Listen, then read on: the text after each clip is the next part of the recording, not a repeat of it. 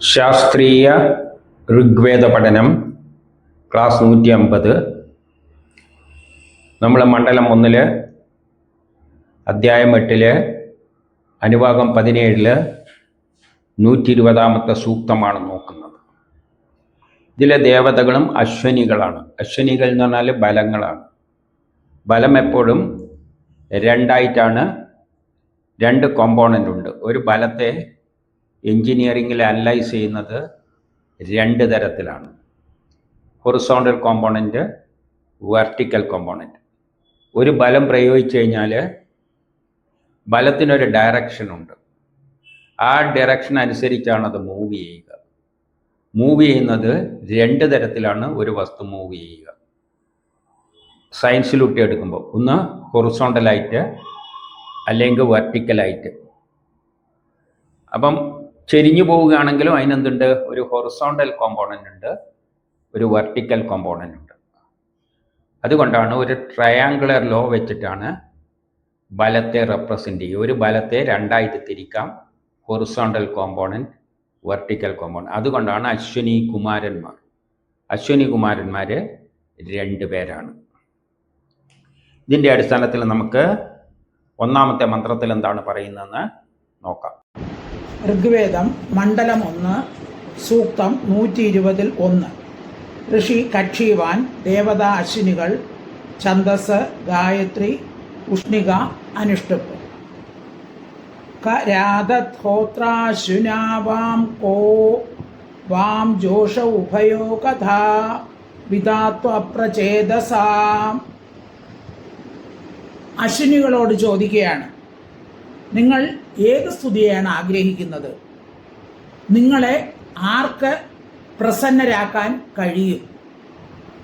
അജ്ഞാനി ആയ വ്യക്തിക്ക് നിങ്ങളുടെ സാധന എപ്രകാരം നടത്താൻ കഴിയും? അശ്വിനികുമാരന്മാരോട് ചോദിക്കുകയാണ്, നിങ്ങൾ ഏത് സ്തുതിയെയാണ് ആഗ്രഹിക്കുന്നത് എന്ന്. സ്തുതി എന്ന് പറയുന്നത് വേദമന്ത്രങ്ങൾ അല്ലെങ്കിൽ ശാസ്ത്ര തത്വങ്ങൾ, സയൻസിൻ്റെ അടിസ്ഥാനത്തിൽ. ബലം എപ്പോഴും സയൻസിൻ്റെ അടിസ്ഥാനത്തിലാണ് വ്യാഖ്യാനിക്കുക. ബലം, ഫോഴ്സ്, ഫിസിക്സ് എന്ന് പറയുന്നത് തന്നെ അല്ലെങ്കിൽ എഞ്ചിനീയറിങ് എന്നതിൻ്റെ എല്ലാം പിന്നിലുള്ള പ്രധാനപ്പെട്ട ഘടകം ബലം തന്നെയാണ്, ഫോഴ്സാണ്. അപ്പം ഏത് സ്തുതികൾ, അപ്പം ബലങ്ങളിൽ പലതരം സ്തുതികളുണ്ട്, പലതരം ശാസ്ത്ര തത്വങ്ങളുണ്ട്. അതിൻ്റെ അടിസ്ഥാനത്തിലാണ് ബലം പ്രയോഗിക്കേണ്ടത്. ബലം പ്രയോഗിച്ചാൽ നമുക്ക് പൊടിക്കാം, ഇല്ലെങ്കിൽ വലിച്ചു നീട്ടാം, ഇല്ലെങ്കിൽ പരത്താം, അങ്ങനെ പലതരത്തിൽ അതിനെ ഉപയോഗിക്കാം. അതുകൊണ്ട് ഏത് സ്തുതിയാണ് നിങ്ങൾ ആഗ്രഹിക്കുന്നത്? നമ്മളൊരു കർമ്മം ചെയ്യാൻ എന്ത് ശാസ്ത്രതത്വം ഉപയോഗിക്കണം? നിങ്ങളെ ആർക്കാണ് സന്തോഷപ്പെടുത്താൻ കഴിയുക? അതായത് അത് സന്തോഷിച്ചാലേ നമുക്ക് നമ്മുടെ കാര്യം നടക്കുകയുള്ളൂ. ഉദാഹരണമായിട്ട് ഒരു പഴത്തെ നേർക്ക് രണ്ട് നടുവിലൂട്ട് മുറിക്കണ്ടെങ്കിൽ നേരെ വെർട്ടിക്കൽ ബലം തന്നെ പ്രയോഗിക്കണം. അല്ല ചെരിച്ച് മുറിച്ചു കഴിഞ്ഞാൽ ചെരിച്ച് ബലം പ്രയോഗിച്ചാൽ ചെരിഞ്ഞാണ് മുറിക്കുക. നേർക്ക് വേണ്ടിക്ക് നേർക്ക് ബലം പ്രയോഗിക്കണം. അപ്പം അതിനെല്ലാം ശാസ്ത്ര തത്വങ്ങളുണ്ട്. അത് തൃപ്തിപ്പെടുത്തി കഴിഞ്ഞാൽ അതേപോലെ തന്നെ ചെയ്തു തരും. നമ്മൾ തോന്നുന്ന മാതിരി ഒരു കല്ലിനെ വെട്ടിക്കഴിഞ്ഞാൽ അത് തോന്നുന്ന മാതിരി മുറിഞ്ഞു പോകും. സൂക്ഷിച്ച് കൃത്യമായിട്ട്, അതാണ് അതിനെ തൃപ്തിപ്പെടുത്തിക്കൊണ്ട് ബലം പ്രയോഗിച്ചു കഴിഞ്ഞാൽ അത് നമ്മളെയും തൃപ്തിപ്പെടുത്തും. അജ്ഞാനിയായ വ്യക്തികൾക്കെല്ലാം നിങ്ങളുടെ സാധന എപ്രകാരമാണ് നമുക്ക് നടത്തിയെടുക്കാൻ പറ്റുക? അജ്ഞാനിയായ ആൾക്കാർക്ക് അതിലൂടെ കാര്യം സാധിക്കുക വളരെ പ്രയാസമാണ്. നല്ല ശാസ്ത്രം അറിയുന്നവർക്ക് മാത്രമേ അതിനെ ശരിയായിട്ട് ഉപയോഗിക്കാൻ കഴിയുകയുള്ളൂ. കാരണം ഒരു മേശ നമ്മളത് നിർമ്മിക്കുന്നുണ്ടെങ്കിൽ ആ മേശയുടെ കാലിന് എത്ര ബലം വേണം, എന്തുകൊണ്ട് കാലുണ്ടാക്കണം എന്നെല്ലാം അറിയണം. അല്ലാതെ ചുമ്മാ ഒരു മേശ ഉണ്ടാക്കിയിട്ട് അതിൻ്റെ മേലെ ആനേനെ കയറ്റി നിർത്തിക്കഴിഞ്ഞാൽ മേശ പൊടിഞ്ഞു പോകും. ഇപ്പോൾ ആന കയറി നിൽക്കേണ്ട ഒരു മേശയാണെങ്കിൽ അത് ശാസ്ത്രജ്ഞന്മാർ അല്ലെങ്കിൽ സയൻസ് അറിയുന്നവർ, അജ്ഞാനികളല്ലാത്തവർ എന്ത് ചെയ്യും?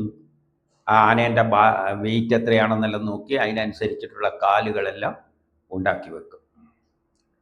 ഇനി 2 ഋഗ്വേദ മണ്ഡലം 1 സൂക്തം 120-2. വിദ്വാൻസ വിദൂര പൃച്ഛേത് അവിദ്വാൻ ഇത്തപ്പരോ അചേതാ നുചിന്നു മർത്തേ അക്രൗ. അജ്ഞാനിയായ മനുഷ്യർ വിദ്വാൻമാരിൽ നിന്ന് തന്നെ സ്തുതികളുടെയും പൂജകളുടെയും വിധികൾ പഠിക്കണം. അശ്വിനി കുമാരന്മാരുടെ മുൻപിൽ എല്ലാവരും അജ്ഞാനികളാണ്. അവർ മനുഷ്യരുടെ മേൽ പെട്ടെന്ന് തന്നെ കൃപ ചൊരിയുന്നു. അജ്ഞാനികളായ മനുഷ്യര് ഈ വിദ്വാൻമാരിൽ നിന്ന്, അശ്വിനി കുമാരന്മാരിൽ നിന്നാണ് സ്തുതികളുടെയും പൂജകളുടെയും വിധികൾ പഠിക്കുന്നത്. പൂജകൾ എന്ന് പറഞ്ഞാൽ ബലത്തിൻ്റെ വിധികൾ അശ്വിനി കുമാരന്മാരിൽ നിന്നാണ് പഠിക്കുന്നത്. നമ്മൾ എഞ്ചിനീയറിംഗ് പഠിക്കുമ്പോൾ ഈ അശ്വിനി കുമാരന്മാരെ ആദ്യം ബലങ്ങളെ റിസോൾവ് ചെയ്തിട്ടാണ് അനലൈസ് ചെയ്യാൻ പഠിക്കുന്നത്. ഫിസിക്സോ എഞ്ചിനീയറിംഗോ പഠിക്കുമ്പോൾ ഒരു ബലമുണ്ടെങ്കിൽ ആദ്യം തന്നെ അവർ പഠിക്കുന്നത് ബലത്തെ ഇങ്ങനെ രണ്ടായിട്ട് വിഭജിക്കാനാണ്. ആദ്യം എഞ്ചിനീയറിംഗ് ഫിസിക്സ് എല്ലാം പഠിക്കുന്നവര് ട്രയാങ്കുലർ ലോ പഠിക്കും.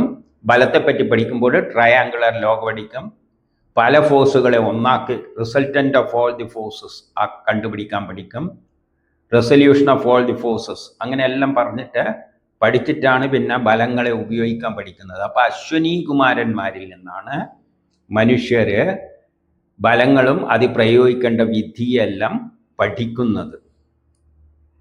ഈ അശ്വിനി കുമാരന്മാരുടെ മുന്നിൽ എല്ലാവരും അജ്ഞാനികൾ തന്നെയാണ്. അവർ മനുഷ്യരിൽ കൃപ ചൊരിയുമ്പോഴാണ് നമുക്ക് ജ്ഞാനം നേടുന്നത്. അതായത് അശ്വിനി കുമാരന്മാരെ പറ്റി പഠിക്കണം. ഒരു ബലത്തെ നിങ്ങൾക്ക് അനലൈസ് ചെയ്യേണ്ടെങ്കിൽ ആ ബലം രണ്ടുപേര് കൂടിയതാണ്. അതാണ് അശ്വിനി കുമാരന്മാർ. ആ അശ്വിനി കുമാരന്മാരെ പഠിച്ചാൽ മാത്രമേ നിങ്ങൾ ജ്ഞാനികളായിട്ട് മാറുകയുള്ളൂ. അപ്പം എല്ലാവരും ആദ്യം ഈ അശ്വിനി കുമാരന്മാരെ, അത് ട്രയാങ്കുലർ ലോ പഠിക്കണം, റെസൊല്യൂഷൻ ഓഫ് ഫോഴ്സസ് പഠിക്കണം, resultant of A number of forces, ഇതെല്ലാം പഠിച്ചു കഴിഞ്ഞിട്ട് മാത്രമേ നമ്മൾ എഞ്ചിനീയറിംഗിലേക്ക് കടക്കുകയുള്ളൂ, ഫിസിക്സിലേക്ക് കടക്കുകയുള്ളൂ. ഇനി 3. ഋഗ്വേദം മണ്ഡലം 1 സൂക്തം 120-3. താ വിദ്വാൻസഹ വാമഹേ വാം താനോ വിദ്വാംസ മന്മ വോചേതമദ്യ പാർജദ്ദയമാനോ യുവാകഃ. അശ്വിനികൾ വിദ്വാൻമാരെ ആഹ്വാനം ചെയ്യുന്നു. ഞങ്ങൾക്ക് സ്തുതി യോഗ്യങ്ങളായ മന്ത്രങ്ങൾ പറഞ്ഞു തരുന്നു. അവർക്ക് ഹവിസ് നൽകുന്നവർ അത്യന്തം ഭക്തിയോടുകൂടി നമസ്കരിക്കുന്നു.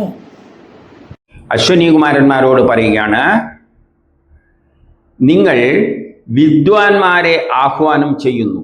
വിദ്വാൻമാരായിരിക്കുന്നവർക്ക്, അതായത് സയൻസിനെ ബലങ്ങളെ ശരിയായ നിലയിൽ അനലൈസ് ചെയ്യാൻ കഴിയുന്ന വിദ്വാൻമാരെ ആഹ്വാനം ചെയ്യുന്നു. ഫിസിക്സ് പഠിക്കുമ്പോൾ അല്ലെങ്കിൽ എഞ്ചിനീയറിംഗ് പഠിക്കുമ്പോൾ, പ്രത്യേകിച്ച് എഞ്ചിനീയറിംഗിൽ അതാണ് ആപ്ലിക്കേഷൻ. അവിടെ പഠിക്കുമ്പോൾ ആദ്യം തന്നെ വിദ്വാൻമാരെ ആഹ്വാനം ചെയ്യുന്നു അശ്വിനി കുമാരന്മാർ. അതായത് ബലങ്ങളെ ഞങ്ങളെ അടിസ്ഥാനത്തിൽ മനസ്സിലാക്കുക. ബലങ്ങളെ, ഓരോ ബലത്തെയും അതിൻ്റെ പല ഘടകങ്ങളായിട്ട് വിഭജിക്കുവാൻ പഠിക്കുക. എന്നിട്ട് അവരോട് ആവശ്യപ്പെടണം, അതിന് സ്തുതിക്ക് യോഗ്യമായ മന്ത്രങ്ങൾ ഞങ്ങൾക്ക് പറഞ്ഞു തരിക. ഈ അശ്വിനി കുമാരന്മാരെ പറ്റിയുള്ള മന്ത്രങ്ങൾ നമുക്ക് പറഞ്ഞു തരിക. അത് തന്നെയാണ് triangular law of force. Triangular അല്ല, പെൻറ്റഗൺ ലോ എല്ലാം ഉണ്ട്. അല്ലെങ്കിൽ പലതരത്തിലുള്ള ബലങ്ങളെ പലതരത്തായിട്ട് റിസോൾവ് ചെയ്യാൻ എഞ്ചിനീയറിംഗിൽ പഠിക്കും. വളരെ പ്രധാനപ്പെട്ട വളരെയധികം ക്വസ്റ്റ്യൻ വരുന്ന ഒരു സാധനമാണ് ഈ സാധനം. എന്തെന്ന്? സ്തുതികൾ, സ്തുതിമന്ത്രങ്ങളെ നമുക്ക് പറഞ്ഞു തരൂ. പലതരമുണ്ട്. കുറേ ബലങ്ങളൊന്നിൽ ആക്ട് ചെയ്യുമ്പോൾ അതിൻ്റെ റിസൾട്ടൻ്റ് ബലം എങ്ങനെയാണെന്ന് മനസ്സിലാക്കി കഴിഞ്ഞാൽ അത് വളരെ ഇപ്പം നമ്മളിപ്പോൾ സർക്കസിൽ കമ്പുമ്മലൂട്ട് നടക്കുന്ന കണ്ടിട്ടില്ലേ? എന്തെല്ലാം ബലമുണ്ട്? അയാളുടെ ശരീരത്തിൻ്റെ ബലമുണ്ട്, ശരീരത്തിൽ ഉടുപ്പിൻ്റെ ബലമുണ്ട്, അയാൾ കമ്പ് പിടിച്ചിട്ടുണ്ട്, ആ കമ്പിന് ബലമുണ്ട്, താലത്തോട്ടേക്ക് ബലം പ്രയോഗിക്കുന്നുണ്ട്. പിന്നെ അയാളെ തലയിൽ തൊപ്പി ഉണ്ടെങ്കിൽ അതിൻ്റെ ബലം പ്രയോഗിക്കുന്നുണ്ട്. അയാളെ മേലെ വേറൊരാൾ കയറി നിൽക്കുകയാണെങ്കിൽ അതിൻ്റെ ബലം പ്രയോഗിക്കുന്നുണ്ട്. ഈ എല്ലാ ബലങ്ങളുടെയും ഒരു റിസൾട്ടൻ്റ് ഉണ്ട്. ആ റിസൾട്ടൻ്റ് എവിടെ തന്നെ വരണം? ഈ നടക്കുന്ന കമ്പിയിൽ തന്നെ അല്ലെങ്കിൽ കയറിൽ തന്നെ വരണം. അതിനാണ് ബാലൻസ് ചെയ്യുന്നത്. അയാളുടെ മേത്ത് അയാളെ കണ്ണടേൻ്റെ വെയിറ്റ് ഉണ്ട്, ഒരു ചെറിയ വെയിറ്റ് മാറിപ്പോയാൽ തെറ്റിപ്പോവും. കമ്പുണ്ട്, കമ്പിൻ്റെ വെയിറ്റ് ഉണ്ട്, അങ്ങനെ എന്തെല്ലാം ഉണ്ട്. ചിലപ്പോൾ അയാളെ മേലെ വേറൊരാൾ കയറി നിൽക്കും. അപ്പം ഈ ബലങ്ങളെ എല്ലാം റിസൾട്ടൻ്റ് എവിടത്തേക്ക് വന്നാൽ ആ കമ്പിൽ വന്നു കഴിഞ്ഞാൽ അയാൾ മറയാതെ അങ്ങനെ നിൽക്കും. അപ്പം അതെല്ലാം എന്താണ്? പലതരം ബലങ്ങളെ എങ്ങനെയാണ് റിസോൾവ് ചെയ്യുക, അത് നമ്മളെ ശരീരത്തിന് ഓട്ടോമാറ്റിക്കായിട്ട് ആ ഒരു കഴിവുണ്ട്. എന്നാലും എൻജിനീയറിങ് ആ തത്വം ഉപയോഗിച്ച്, ബലത്തിൻ്റെ തത്വം ഉപയോഗിച്ച് തന്നെയാണ് സർക്കസിലെല്ലാം പ്രവർത്തിക്കുന്നത്. അപ്പം അങ്ങനെയുള്ള നിയമങ്ങളെ ഞങ്ങൾക്ക് പറഞ്ഞു തരൂ എന്ന് പറയുകയാണ്. ആരോട്? അശ്വിനി കുമാരന്മാരോട്. നിങ്ങൾക്ക് ഹവിസ് നൽകുന്നവർ അവരെ ഭക്തിയോടുകൂടി നമസ്കരിക്കുന്നു. ഹവിസ് നൽകുന്നത് എന്തിനാണ്? എന്തെങ്കിലും യജ്ഞം നടത്താൻ വേണ്ടി. ഈ ഗുസ്തിക്കാറിലെ ഇഷ്ടിക പൊട്ടിക്കുന്ന കണ്ടിട്ടില്ലേ? രണ്ടു മേലെ കുറേ ഇഷ്ടിക ഇങ്ങനെ പഠിച്ചിട്ട് അടിക്കുമ്പോൾ അടിക്കുന്നത് എന്ത് വേണം? ആ സെൻട്രൽ നോക്കിയിട്ട് അടിക്കണം, എങ്കിലേ ആ ബലം അവിടെ പൊട്ടുകയുള്ളൂ. കുറച്ച് ചെരിഞ്ഞ് അപ്പോട്ടും ഇങ്ങോട്ടും ആയാൽ പൊട്ടൂല്ല.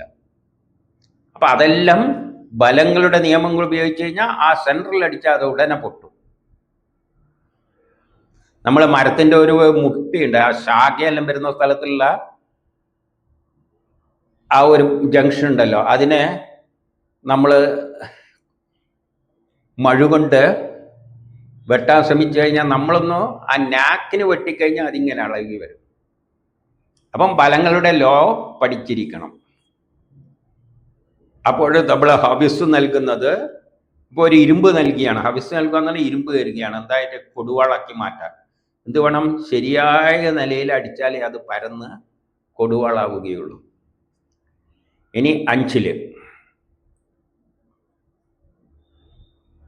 ഭക്തിയോടുകൂടി നമസ്കരിക്കുന്നു. ഇനി 4 ഋഗ്വേദം മണ്ഡലം 1 സൂക്തം 120-4. വിപൃച്ഛാമി വാക്യ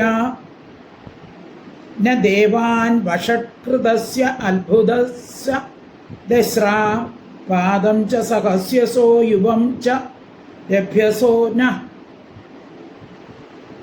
ഞാൻ ഒരു ബാലനെ പോലെ ദേവഗണങ്ങളോട് യജ്ഞസംബന്ധമായ ജിജ്ഞാസ പ്രകടിപ്പിക്കുന്നു.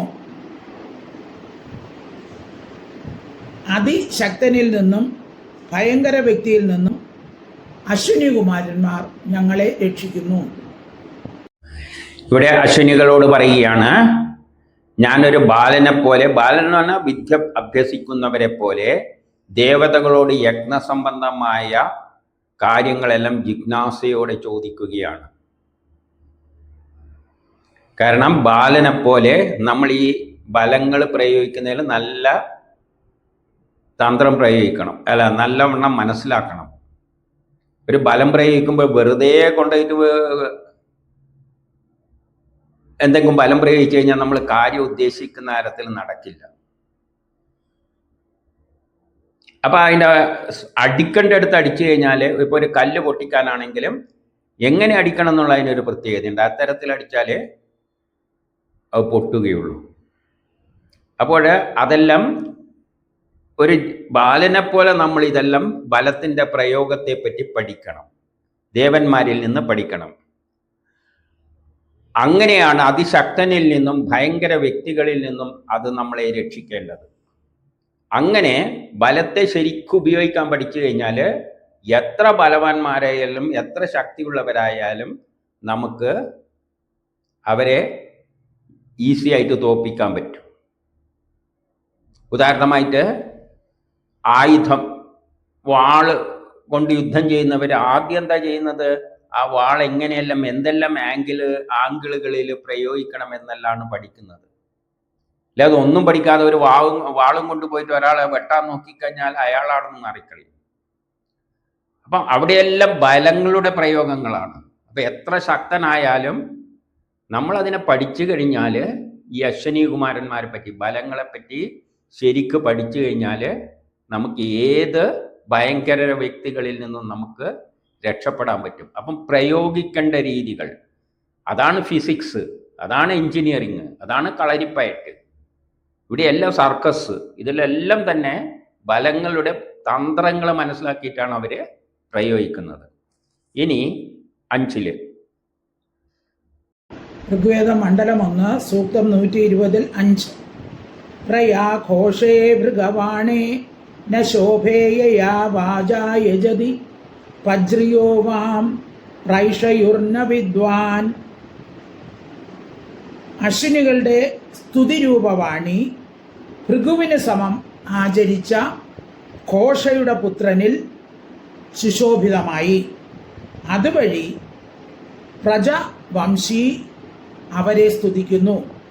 ഈ വാണി ജ്ഞാനത്താൽ നിറഞ്ഞിരിക്കുന്നു. നിങ്ങളുടെ നിത്യമായ വാണികൾ, ഭൃഗുവിൻ്റെ വാണുകൾ, ഭൃഗു മഹർഷിയാണ് ഫിസിക്സിൽ എഞ്ചിനീയറിങ്ങിലെല്ലാം വളരെ പ്രഗത്ഭനായിട്ടുള്ളത്. ആ വ്യക്തിയിൽ നിന്ന് കിട്ടുന്ന ജ്ഞാനങ്ങൾ ഘോഷയുടെ പുത്രൻ ഉപയോഗിച്ചു. ഘോഷ എന്ന് പറയുന്നത് വേറൊരു ലേഡിയാണ്, വേദങ്ങൾ എഴുതിയ ഒരു സ്ത്രീയാണ് ഘോഷ. അതെല്ലാം പിന്നീട് നമ്മൾ കാണും ഋഷികളിൽ ഘോഷ. അപ്പൊ അദ്ദേഹത്തെ, ആ ഘോഷയുടെ പുത്രൻ എന്ത് ചെയ്തു? അദ്ദേഹം ഭൃഗുവിൽ നിന്ന് കിട്ടിയ ജ്ഞാനം അദ്ദേഹം പഠിച്ചു. എന്നിട്ട് അവരത് സ്തുതിക്കുന്നു. ആ വാണി ജ്ഞാനത്തിൽ നിറഞ്ഞിരിക്കുകയാണ്. അപ്പം ഭൃഗുവിൽ നിന്ന് കിട്ടിയ ജ്ഞാനം ഘോഷയുടെ പുത്രനിലൂടെയാണ് അത് വേദങ്ങളിലൂടെ നമ്മളിലേക്ക് എത്തിച്ചേർന്നിരിക്കുന്നത്. ആ വാണിയാൽ, ആ വാണിയിൽ ജ്ഞാനം നിറഞ്ഞിരിക്കുന്നു. അതായത് ഭൃഗുവാണ് ആദ്യം വേദങ്ങളിലെ പ്രധാനപ്പെട്ട ഒരു ഗുരു. അദ്ദേഹമാണ് എഞ്ചിനീയറിങ്, ഫിസിക്സിൻ്റെ അല്ലെങ്കിൽ ബലങ്ങളെ പറ്റിയിട്ടുള്ള കാര്യങ്ങളിൽ ജ്ഞാനിയായവർ.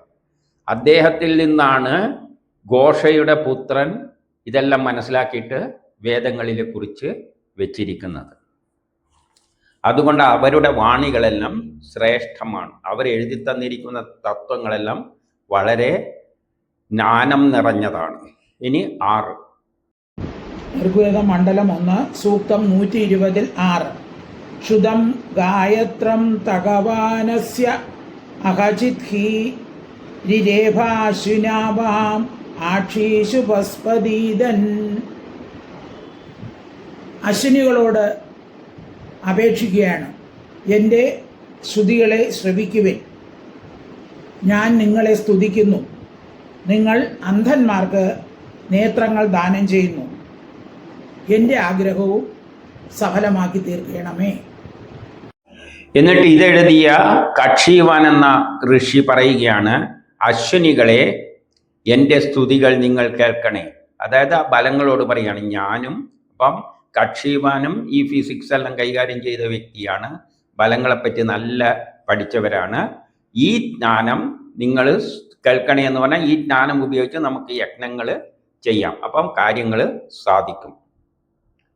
ഞാനും നിങ്ങളെയാണ് സ്തുതിച്ചിരിക്കുന്നതെന്ന് പറഞ്ഞാൽ ഈ കക്ഷീവാൻ, ഇതെഴുതിയ മന്ത്രങ്ങൾ എഴുതിയ കക്ഷീവാൻ ഈ വിഷയങ്ങളിൽ വളരെ പ്രസിദ്ധനാണ്.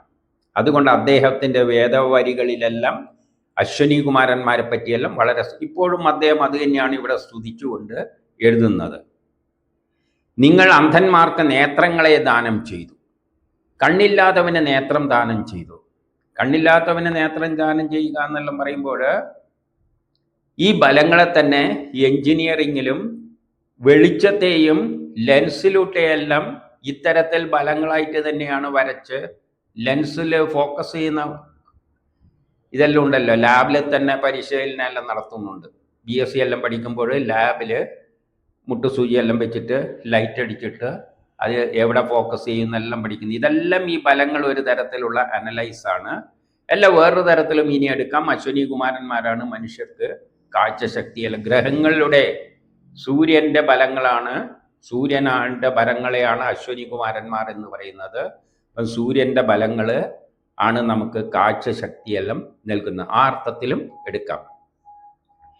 എൻ്റെ മനോരഥം സഫലമാക്കണേ എന്ന് പറയുകയാണ് കക്ഷിയുമൻ. എൻ്റെ ആഗ്രഹങ്ങളും നമ്മുടെ ഏത് ആഗ്രഹങ്ങൾ സാധിക്കണ്ടെങ്കിലും ബലം ഉണ്ടെങ്കിലല്ലേ പറ്റൂ. ഞാനിപ്പം ചലിപ്പിക്കുന്നത് എങ്ങനെയാണ്?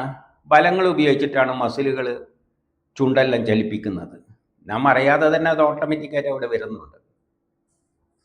ഇനി 7 ഋഗ്വേദം മണ്ഡലം 1 സൂക്തം 120 7 യുവം ഹ്യാസ്തം മഹോരൻ യുവം വാ യന് അതതം സദം താനോപസുസ്സു ഗോപ സ്യാദം പാദം നോ വൃഗാദഖായോ.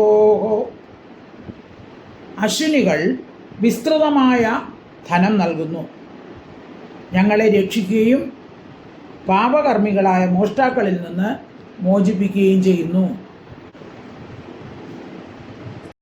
ഇവിടെ പറയുകയാണ് അശ്വിനികളോട്, നിങ്ങൾ വിശാലമായ ധനം നമുക്ക് നേടിത്തരിക. നമ്മൾ ബലം ഉപയോഗിച്ചിട്ട് യജ്ഞം ചെയ്തിട്ട് തന്നെയാണ് ധനം നേടുന്നത്. ഇരുമ്പെടുത്തിട്ട് അടിച്ച് പരത്തിയിട്ട് കൊടുവാളാക്കി കഴിഞ്ഞാൽ വിറ്റാൽ നല്ല വില കിട്ടും. പിന്നെയോ ഞങ്ങളെ രക്ഷിക്കുക. ഞങ്ങളെ രക്ഷിക്കുക ഉണ്ടെങ്കിലും ഇപ്പം വാൾ ഉപയോഗിച്ചിട്ട് ശത്രു വരുമ്പോൾ ഒരു വടി എടുത്തിട്ട് അടിക്കാൻ നോക്കുകയാണെങ്കിൽ അവിടെ ബലം തന്നെയാണ് പ്രയോഗിക്കുന്നത്. ബലമാണ് നമ്മളെ രക്ഷിക്കുന്നത്. അത് ഏത് തരത്തിൽ ബലം പ്രയോഗിക്കണം? ഒരാൾ വരുമ്പോൾ അടിക്കേണ്ട ഇവിടുത്തെ തന്നെ അടിക്കണം, അടിക്കേണ്ട അടുത്ത് അടിക്കണം. എവിടെയെങ്കിലും കൊണ്ടടിച്ചാലോ അതൊന്നും നടക്കില്ല, കാര്യം നടക്കില്ല. അപ്പോൾ ഞങ്ങളെ രക്ഷിക്കുകയും മോഷ്ടാക്കളിൽ നിന്ന് രക്ഷിക്കുകയും ചെയ്യും. മോഷ്ടാക്കളിൽ നിന്ന് രക്ഷിക്കുക എന്ന് പറഞ്ഞാൽ മോഷ്ടാക്കൾ വരുമ്പോൾ നമ്മൾ എന്താണ് ചെയ്യുന്നത്? പിടിച്ചു കെട്ടും അല്ലേ? ബലം പ്രയോഗിച്ചിട്ടല്ലേ പിടിച്ചു കെട്ടുന്നത്. അല്ലെങ്കിൽ കമ്പെടുത്തിട്ട് നല്ല തലക്കൊരടി കൊടുക്കും. അതുമെല്ലാം ബലം ഉപയോഗിച്ചിട്ട് തന്നെ. അപ്പം ഇതെല്ലാം ലളിതമാണ് മനസ്സിലാക്കാൻ. ബലത്തിൻ്റെ പ്രാധാന്യം ഇവിടെ വിവരിക്കുകയാണ്. ഇനി 8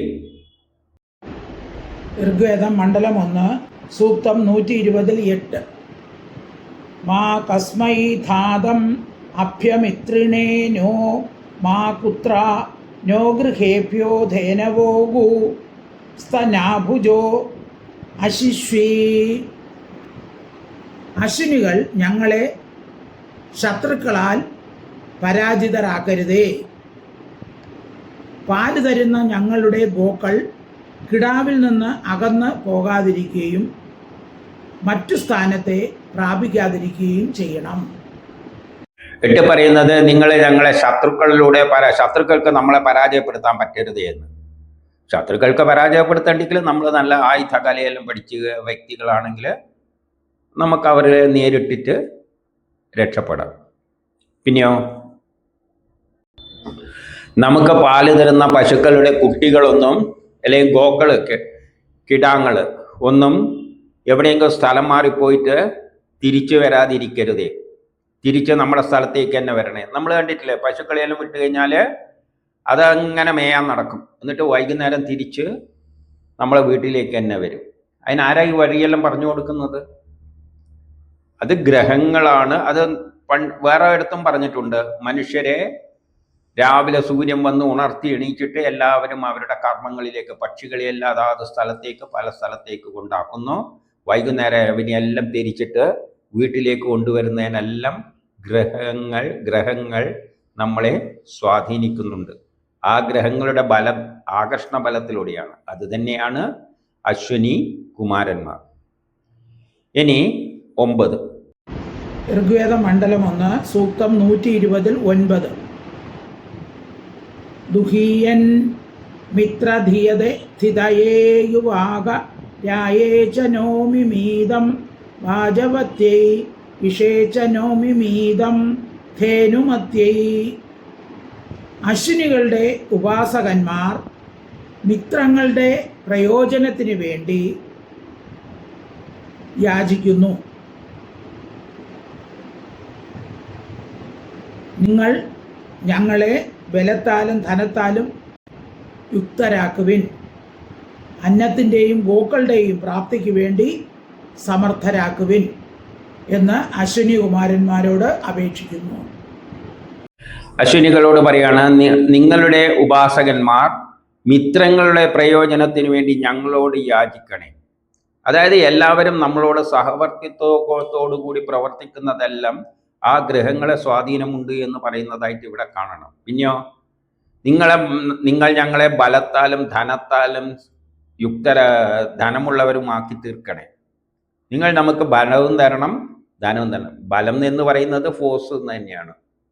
അപ്പം നമുക്ക് വേണ്ട ബലം തരണം, ധനം തരണം. നമ്മൾ ബലം ഉപയോഗിച്ച് തന്നെയാണ് ഈ യജ്ഞങ്ങൾ ചെയ്യുന്നത്. കളക്കുന്നത് പോലും ബലം ഉപയോഗിച്ചിട്ടില്ലേ ചെടി നടാൻ. എന്നിട്ട് ധനത്തിൽ യുക്തമാക്കി തീർന്നേ. അന്നത്തെയും ഗോക്കളെയും ലഭിക്കുന്നതിന് സമർത്ഥരാക്കണേ. നമ്മൾ അധ്വാനിക്കുന്നത് ബലം ഉപയോഗിച്ച് തന്നെയാണ്. അതിലൂടെ നമുക്ക് എന്ത് കിട്ടും? ധനം കിട്ടും, ഗോക്കളെ കിട്ടും, എല്ലാം നേടും. ഇനി 10 ഋഗ്വേദ മണ്ഡലം 1 സൂക്തം 120-10. അശ്വിനോരസനം രഥമനശ്വം വാജിനീവതോ തേനാഹം ഭൂരി ചാകന. അശ്വിനി കുമാരന്മാരിൽ നിന്നും അശ്വങ്ങൾ കൂടാതെ ചലിക്കുന്ന രഥം അന്നസഹിതം പ്രാപിച്ചതുവഴി ഞാൻ മഹത്തായ ഐശ്വര്യപ്രാപ്തി ആശിക്കുന്നു. അശ്വനി കുമാരന്മാരോട് പറയുകയാണ്, കുതിരകളില്ലാതെ